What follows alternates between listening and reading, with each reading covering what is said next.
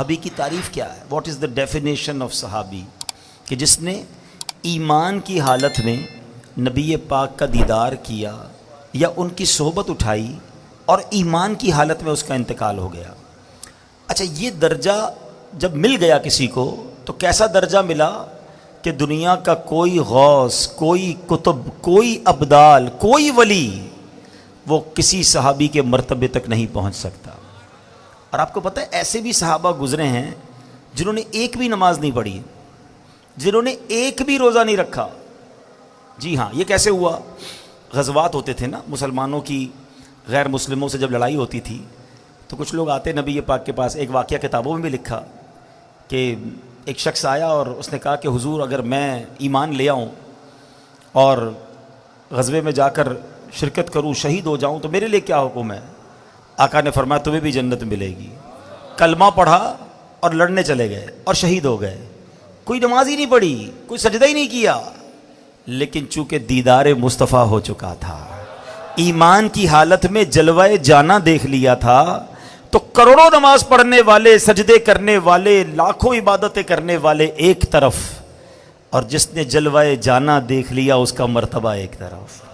تو یہ دیدار مصطفیٰ کی برکت ہے، یہ صحبت مصطفیٰ کی برکت ہے کہ جس کو نصیب ہو گئی اس کا وہ مرتبہ ہو گیا اور پھر وہ قطعی جنتی ہو گیا۔ ہاں، جس کو گارنٹی کہتے ہیں نا، قرآن نے گارنٹی دے دی ان کے بارے میں۔ جبھی تو دعوت اسلامی والے کیا نعرہ لگاتے ہیں؟ ہر صحابی نبی، ہر صحابی۔ ہاں، اس میں کوئی کیٹیگرائز نہیں ہے۔ بے شک صحابہ میں مرتبے بہت بلند ہیں، عشرہ مبشرہ کی بات اور ہے، پھر بیت رضوان والوں کی بات اور ہے، اصحاب بدر کی بات اور ہے، لیکن کوئی بھی صحابی ہے چاہے وہ چند گھنٹے، چند منٹ پہلے مسلمان ہوئے ہوں، مگر چونکہ جلوہ جانا دیکھا، صحبت مصطفیٰ اٹھائی، تو وہ درجہ مل گیا کہ زمانے کا غوث بھی اس کا مرتبہ نہیں پا سکتا۔ تو اب سمجھو دیدار مصطفیٰ کی بات۔ ایک عشق والی بات بھی کہہ دیتا ہوں۔ بہت پہلے مجھے ایک شخص نے ایک بات کہی تھی، وہ کہتے ہیں نا کچھ باتیں دل میں گھر کر جاتی ہیں۔ انہوں نے ایک بات کہی تھی کہ مدینہ شریف میں ملاقات ہوئی تھی اور انہوں نے ایک جملہ کہا کہ پتہ ہے کدھر آئے ہو؟ مدینے جاتے ہیں لوگ، شاپنگ کر رہے ہوتے ہیں، ہنسی مذاق کر رہے ہوتے ہیں، گھوم پھر رہے ہوتے ہیں۔ اور انہوں نے فرمایا پتہ ہے کدھر آئے ہو؟ اگر 1450 سال پہلے آ جاتے تو صحابی بن جاتے۔